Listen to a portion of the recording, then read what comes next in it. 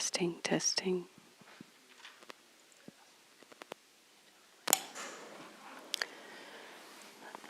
Let's see how the volume is. So it sounds good? You need to go up a little? A little bit? Okay.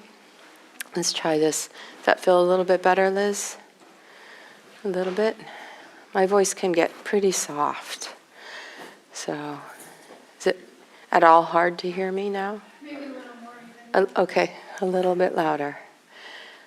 Hi, come on in.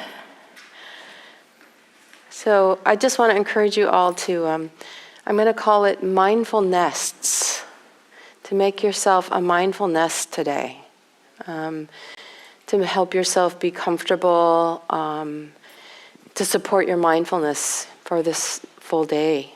And so what does that mean, right? So we want to make sure the body is comfortable. We don't want it to fall asleep, but we do need to be comfortable. And it is a full day, so you might want to allow, get enough props and cushions and things to give yourself two postures that are easy to move between, so that you can move between sitting on the floor and a chair, or between a bench and a cushion on the floor, whatever options are good for you. There's lots of supporting cushions out in the hall. It's not likely to get real full in here today, so take some space. Create a nest to help yourself stay comfortable and awake. Okay? Testing, testing, testing.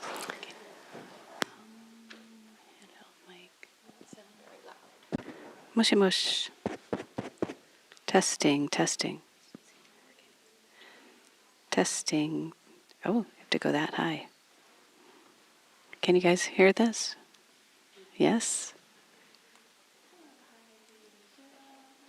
Testing, testing, testing. Testing. Testing, testing. Liz, can you hear this? No.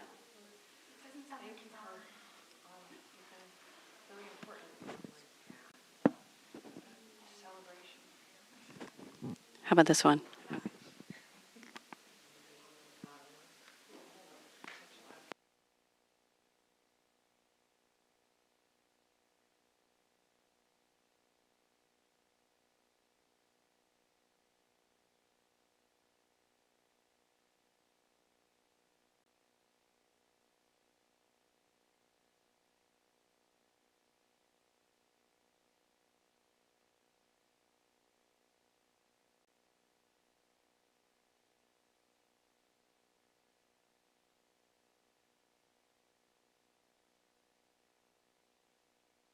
Testing, testing, testing.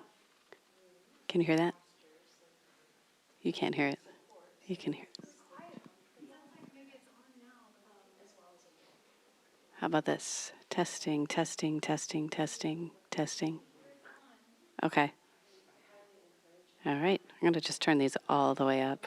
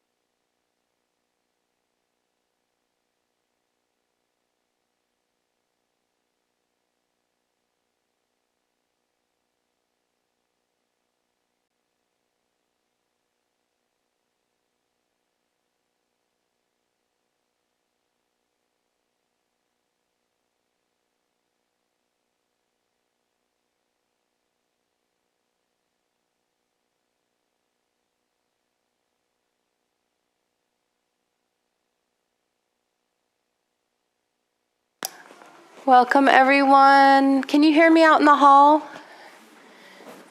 Yes, great. So I'm just going to talk to you all out in the hall, as I've shared with some people in the hall. I highly, highly encourage you to create a very supportive and comfortable spot for yourself in the hall today. It's a long day. And I'm calling on you, inviting you to set up a mindful nest for yourself. And the idea of a mindful nest is that it supports both your comfort and your capacity to stay awake.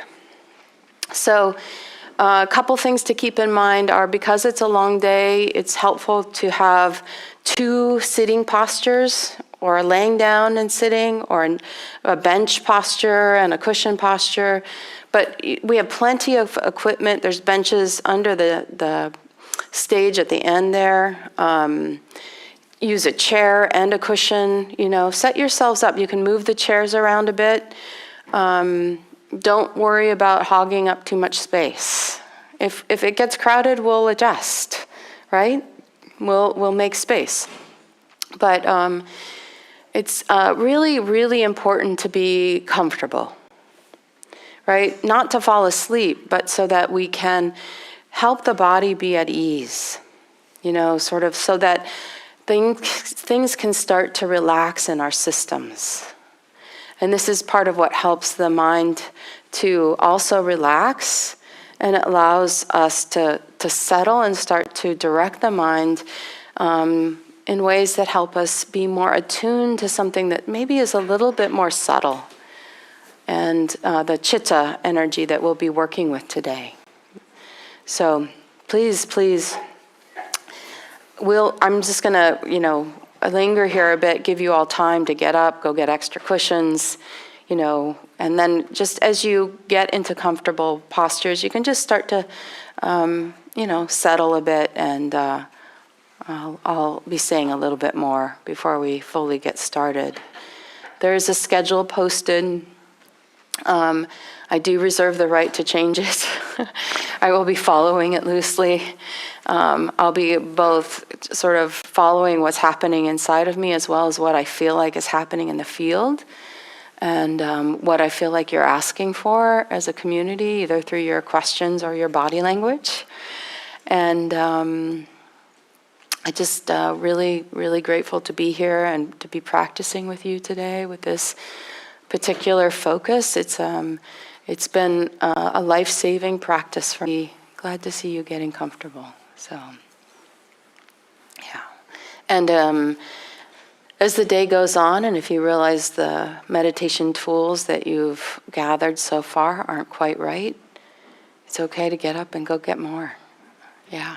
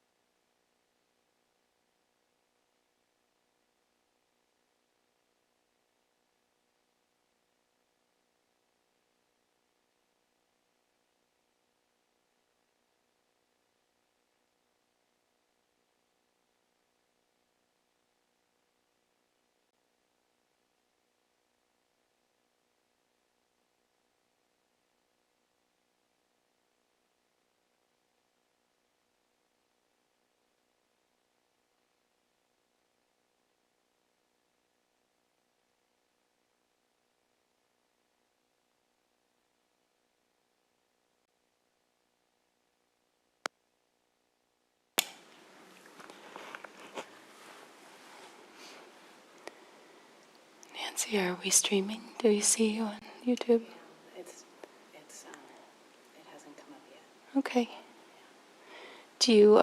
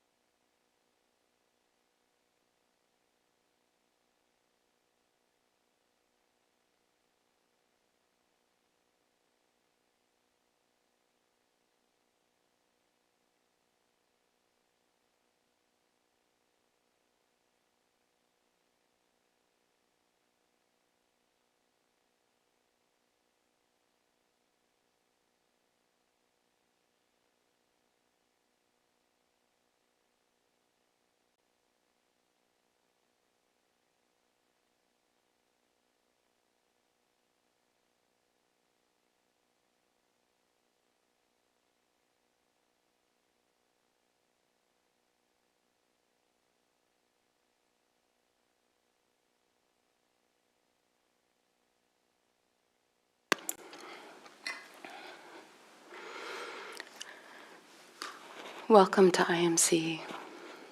Is anybody here for the first time? Great, great. Wow, 4 people. Welcome, welcome, welcome. Did you find the bathrooms? There's 3 back here. There's a kitchen with fridge if you need to put food in there for your lunch kind of stuff, and microwaves at the lunchtime. And we have 2 managers, Nancy and Susan, at the desk when you came in. And please, make yourself very comfortable. You're very welcome here. Yeah, and if you have questions, everybody else, besides, I think there were 4 of you, has been here. So you can just ask them, right? Or me, or anyone else. So, is anybody new to meditation here? Okay.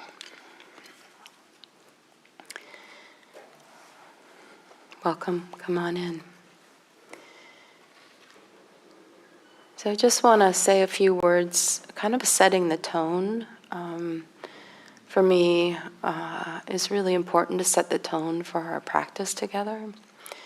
First, to acknowledge we're coming here and we create a community, a collective. And I don't know, there's something very different about practicing with others. And so I like to honor and acknowledge that together, I don't know, something more, something bigger happens. That it offers maybe, sometimes I feel like it offers some extra mindfulness weight. That the support of those sitting around us supports our own mindfulness. Maybe our awareness together, somehow creates more awareness. I don't know how it works, but it does, So let's honor this. Let's respect this. Let's respect our community and include everyone and include everything that happens here. Include every part of ourselves that show up. My experience has taught me, maybe painfully so, that life is additive, not really subtractive. Meaning we can't get rid of things, that have happened. we can't get rid of things that are going on. They're happening already. People may come and go in our lives, or things and events and jobs, but they've already come. They've been a part of us and they linger. Sometimes that's a beautiful gift. Sometimes that's harder for us to work with.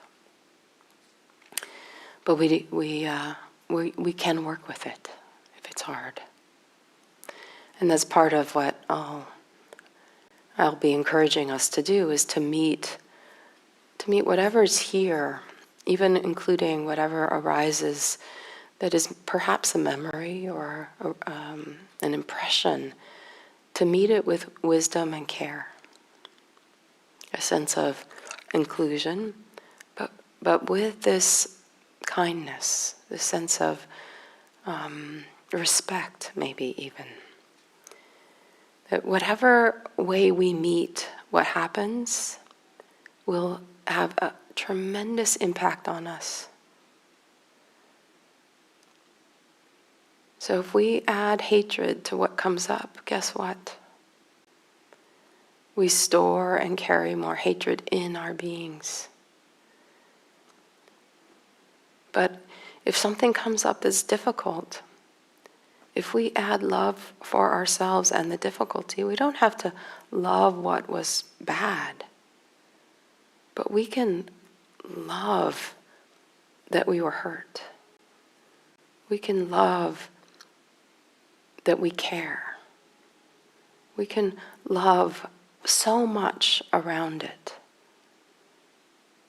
And that love, that care, that kind attention, that saturates and permeates and starts to pervade everything. And so that even things that were difficult in our past, as they arise, they can arise with this field of compassion or loving kindness.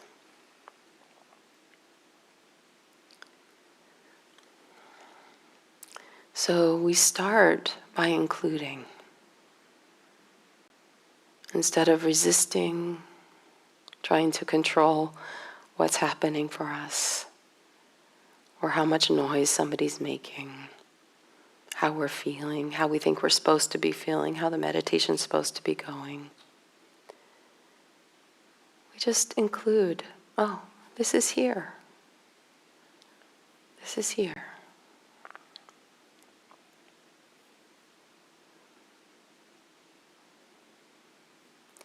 And if something comes up that feels very triggering or difficult, again, focus in on the fact that you know how to ground.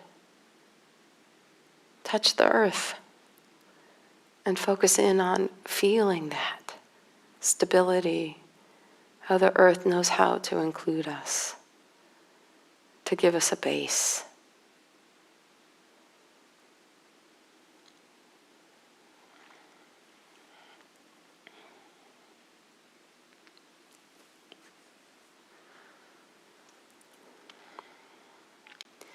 In a way, you could say inclusion is wholeness. And this is kind of maybe one of the things that the path teaches us and offers us, is this path to wholeness. And it actually isn't a contradiction to experience joy and sorrow, difficulty and ease, maybe even in the same breath. This is the nature of life. 10,000 joys and 10,000 sorrows. So, as we sit together in community, it might be helpful to remember to notice if we're suffering. Maybe right now you might notice some stress or difficulty or some suffering. And maybe you put your hand on your heart and sort of, there's suffering right now. Sense of care, acknowledgement. I suffer just like you suffer. You suffer just like I suffer. It's universal. Again, this collectiveness.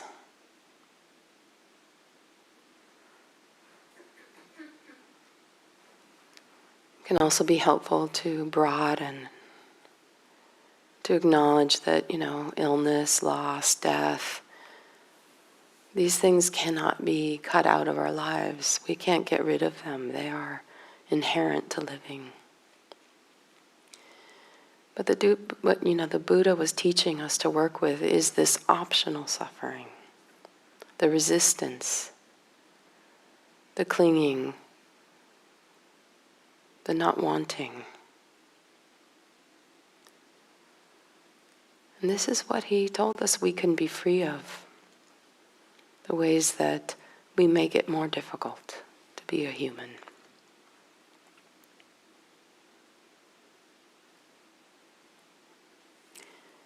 And it's also really helpful to notice the forces of the energy in us that really want this sort of greed for something, or this hatred for something, or the delusions, the stories we weave about how it should have been or could have been. Because those fuel the clinging. They fuel the optional suffering.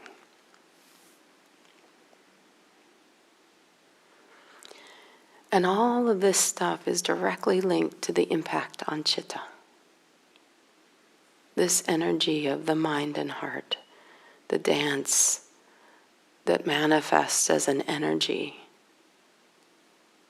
that manifests as the way we come into contact with what's happening.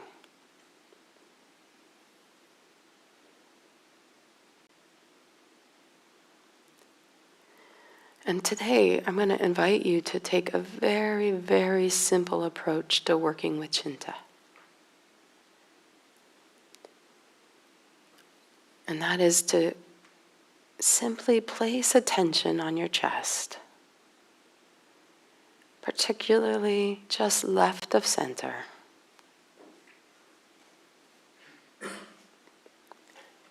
And notice this area. Notice when there's tightness, when there's ease.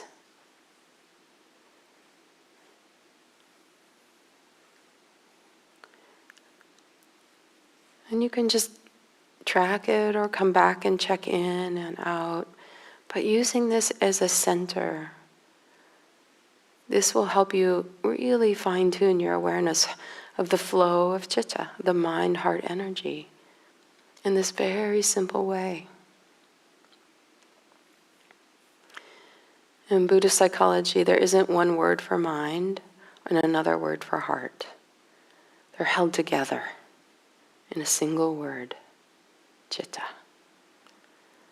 It includes thoughts, emotions, moods, intuition, temperament, consciousness. And it all sort of can be felt in this tone. And very simply, you can start to tune into that tone in a very simple way by tracking the chest and just left of center. Tension, softness, resisting, allowing. And the amazing thing is it just can be so simple because it can be felt. So words that I might offer would be ease,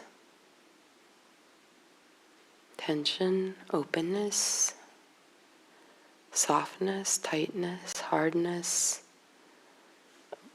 resisting, allowing,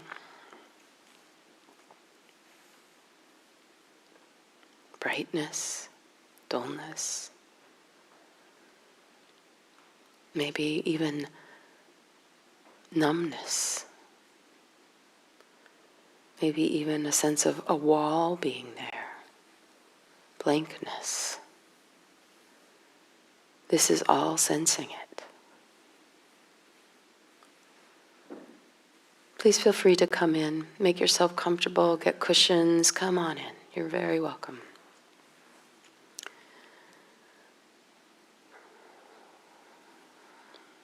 And whatever we discover, whatever we notice, all we need to do is know. We don't need to change it. Just meet the heart where it is. Meet the heart that cannot love, the heart that's confused, the heart that's closed, numb, silent, even the heart that's blooming like a spring meadow. Just meet it with caring attention.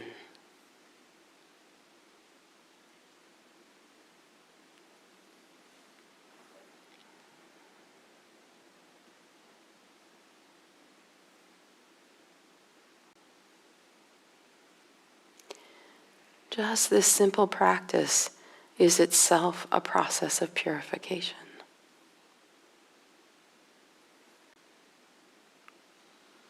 In the words of the Buddha, he said, to avoid all evil, to cultivate the good, and to purify one's mind, this is the teaching of the Buddha. So just, really we're cultivating the good by meeting whatever arises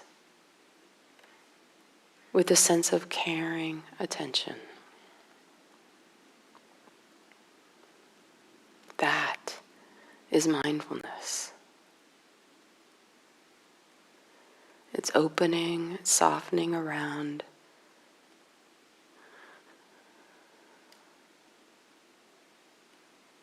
It's bringing clarity.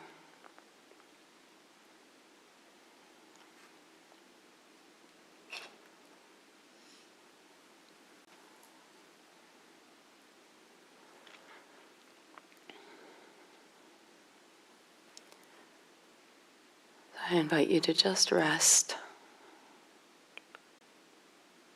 Be in the body. Know you have a body. By feeling it, sensing it.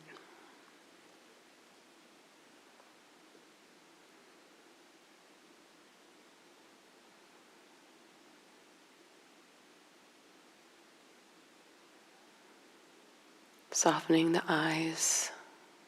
Don't work over hard. Imagine the mind opening, widening, the field of our awareness broadening.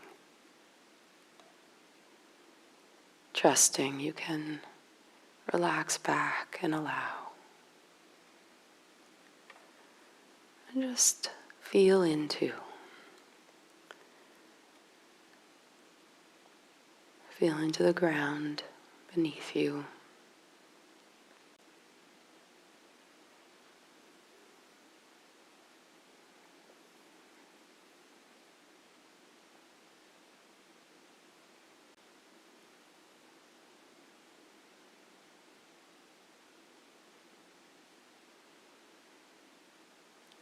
Sensing whatever is here, just as it is.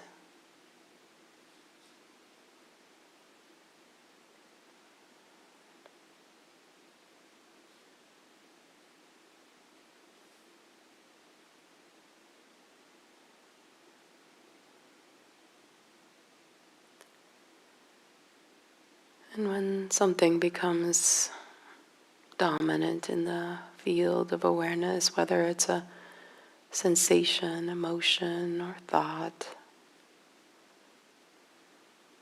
open up around it, soften around it, let it move like the tides against the shore. And you feel yourself resting down on the beach, just feeling the flow, sensing the impact, the felt sense of whatever is arising. Don't worry about the content. We get lost in the content. Bring the awareness down deep, like under the sand, sensing the moisture from the waves, the movement, sensations.